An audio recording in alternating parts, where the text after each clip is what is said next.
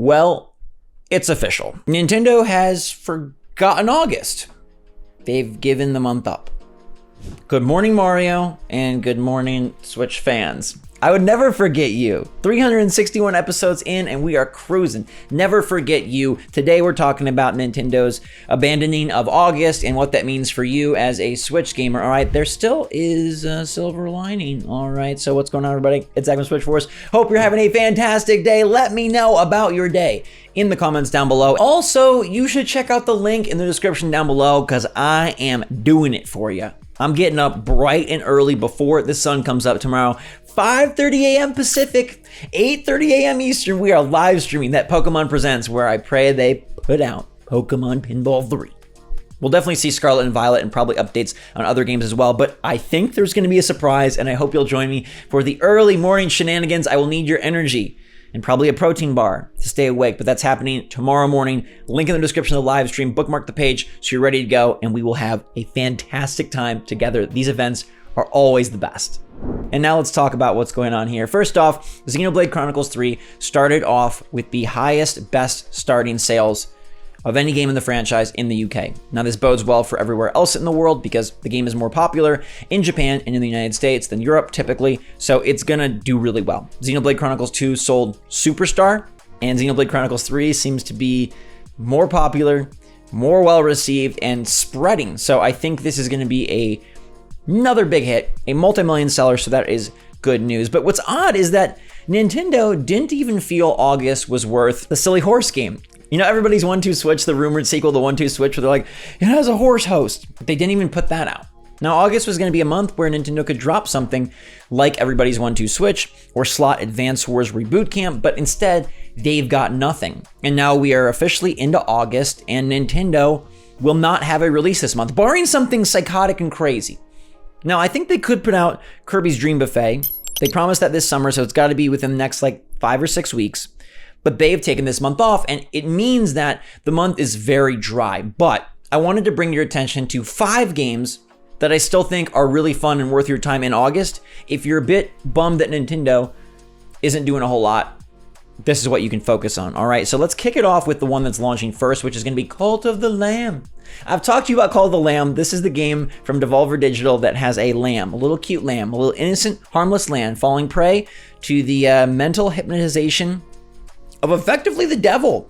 Effectively, they are an evil underworld overlord convincing the lamb to start a cult. So it is half cult simulator, half dungeon roguelite, half maintaining peace, sometimes by sacrifice. It's a really cool game, amazing art style. That one is coming out on August 11th, and I absolutely think you should be targeting it. It's a $25 game. It'll be perfect for on-the-go play. Boom, number 1. The number 2 is something that I haven't heard getting a lot of love, which is Blossom Tales 2, The Minotaur Prince. Now, Blossom Tales is kind of a cult favorite because it's basically Zelda with a girl with a blossom. Man, Nintendo needs to make more top-down Zelda. Link's Awakening was phenomenal, and they haven't really dipped back into that. In the same way that they did Metroid Dread, man, wouldn't it be so cool if you just woke up and Nintendo was like, we've got a new Zelda top-down. Like they did a new Metroid side-scrolling. It doesn't always have to be 3D. I think that'd be sick, but in the meantime, Blossom Tales is coming out on August 16th, and it looks really good. The boss battles look really fun. The graphics and the animation and the pixely art style, this looks really, really good, and it reminds me very much of what a Zelda Game Boy game would have been, but this is a new one, and I think that's sweet, and I'm gonna play this 100%. Also, Minotaur Prince, man, dude, that is a swanky piece of royalty. Right there. All right, after that, we've got 2 Point Campus. Same day, August 16th. Now, 2 Point Hospital, that may ring a bell. It's basically like Sim Hospital, but 2 Point Hospital, and it's got all sorts of British charm and humor. I actually really liked 2 Point Hospital. You're building out your hospital, taking care of crazy illnesses, helping patients, putting all sorts of fun stuff all over, customizing building. If you're like an Animal Crossing player or a simulation player, or just a fan of humor, this is for you, and now they're going to college. I never went to college. Do you know that about me? I never went to college. I was scared. I didn't want to leave home. And then also I started YouTube. So I was like, I want to focus on this. And one time I got into USC in Southern California. I got into their video game design program, their film school. And I was going to be a little video game guy. And I told them I started YouTube, and I actually submitted some of my first YouTube videos as part of my portfolio. And the lady was like, well, if you have YouTube, why do you need us? And I was like, why do I need you? So then I just did YouTube and hey, it worked itself out. But I'm excited to go to college. You get to build outdoors for the first time in the 2 Point franchise. The humor is good. It seems like this one's gonna be a little wild and crazy. My brother is currently in college.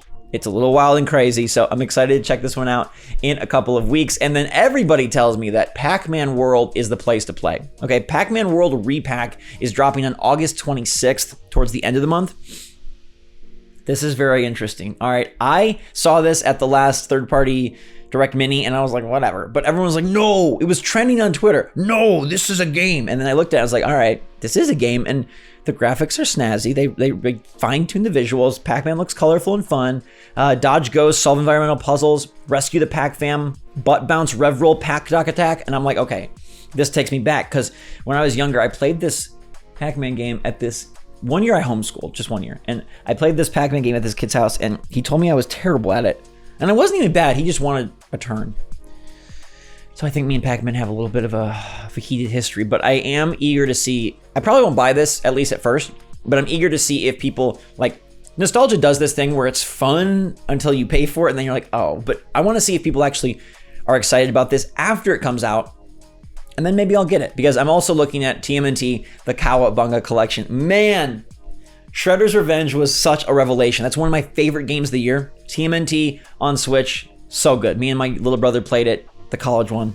He's home from college, and we beat the whole thing in like a day and a half. It was so good. This game is bringing a collection of all the old titles, and they just announced, Konami said that Tournament Fighters, like the one-on-one fighting game for TMNT, is gonna have rollback netcode for online play, which is pretty cool. Okay, so they're putting some effort into this. This Cowabunga collection comes out at the very end of the month, August 30th, and I think it's gonna go one of two ways. Either it's gonna be really fun because it's like, yes, turtles are back in sort of the cultural hive mind, or two, it's gonna be like, oh man, Shredder's Revenge really is so much better. And Shredder's Revenge, I think, is better, but I still think it'll be a fun nostalgia trip, especially for people that remember these 13 games from back in their youth like I did. But I do think it'll show like how good they did with Shredder's Revenge, because that game is like a superstar way. It's like Metroid Dread, right? They made a new one in the old style, and it's great because it uses some like new graphical techniques, some new gameplay mechanics. It's online, like it's really good. And that's why like Blossom Tales 2 is so exciting, because it reminds me of them making a new Zelda top-down style today with 2D aesthetic. But I would love to see the Link's Awakening art style back. So you got Call of the Lamb, Blossom Tales 2, 2 Point Campus, Pac-Man World Repack, and TMNT the Cowabunga Collection. 5 things that aren't Nintendo, but are on Nintendo Switch. Now, Nintendo, I guess, is doing a little bit by their releasing the Mario Kart Wave 2 DLC. They'll probably have an Indie World later this month, and gosh darn it, they need to have a Splatoon Direct, because what is that game? It's out in 5 weeks. What is going on with that game? But they don't have any actual new products really coming out in store shelves, except August also is the month for the Splatoon 3 OLED with the gradient Joy-Con and the splatted out system and dock. It looks sick. I'm gonna have to buy it. We'll have to check it out. That comes out August 26th, 2 weeks before the game launches. Obviously, it doesn't come with the game, but we can check out a new fancy schmancy OLED model. Nintendo knows how to get us with goodies like this. So there is a Nintendo system, just not really any games, so I guess their priorities were just shifted this month. And if they do end up having, I mean, there's the Pokemon Presents. If they end up having the Indie World, then I think it still will be a fun month. And these games, I think, can tide us over till Splatoon in September, and then before you know it, it's going to be Bayonetta, Pokemon, and more. Today's poll is one of the most fun in a freaking while. I had a good idea last night, and y'all agree, because a bunch of you picked a bunch of different options, which I love to see. I asked if you sneak into Nintendo HQ. All right, you are the ninja. What do you go look at first? You can go look and see if the Switch Pro is real. You can go peek in on Breath of the Wild 2 and find out what that game's actually about. You can check out the canceled games bin and see like, oh my God, they did make a Wario and Waluigi RPG and we never got to play it. Oh my goodness, they were prototyping F-Zero for years now. Or you can uncover when the next Direct is. Now, I guess that's not all that exciting because we kind of know it's going to be at some point towards the fall season. I guess Nintendo could not do one, but they probably will in September. So only 7% picked the Direct, Everything else was super close. 28% want to peek on Breath of the Wild 2. 29% want to check out the canceled games bin. And me and 36% of the people want to know once and for all, doggone it, is the Switch Pro real? Is it real? Is it real? And we would know if we snuck into Nintendo HQ. Don't do that though. They probably have insane security. I was there once and they wouldn't even let me take a picture. I was there once and I don't even really have proof that I was there. Come on, Nintendo. All right, so thank you so much for watching, everybody. I hope you're enjoying your day, and I'll see you tomorrow at the Pokemon Presents. Of course, we stream in that thing. Until that time, though, stay safe, stay healthy, stay happy, stay positive out there. I love you a lot. Until next time, SwitchForce out.